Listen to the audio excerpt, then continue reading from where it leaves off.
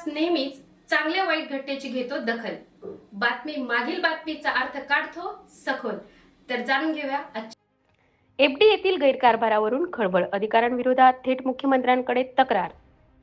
मुंबई राज्याच्या अन्न व औषध प्रशासन एफडीए विभागात सुरू असलेल्या कथित लाचखोरी प्रकरणानंतर आता इतरही गैरव्यवहार उघड होत असल्याचा दावा पुढे आला आहे.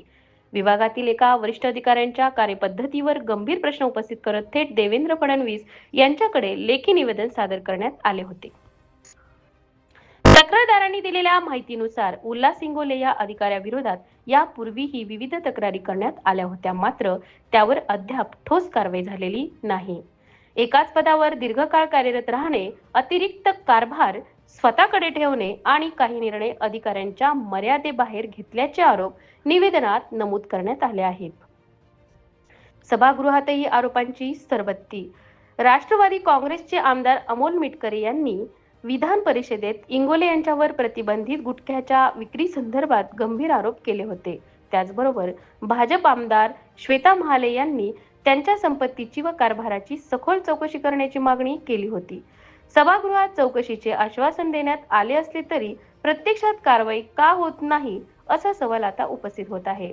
दक्षता चौकशीचा अहवाल कुठे? निवेदनात असेही नमूद करण्यात आले आहे की दक्षता विभागाकडून प्राथमिक चौकशी झाल्याची माहिती आहे, मात्र त्या चौकशीचा अहवाल अद्याप जाहीर झालेला नाही. त्यामुळे संबंधित अधिकाऱ्याला पदावरून दूर करून खातेनिहाय चौकशी करावी अशी मागणी करण्यात आली आहे.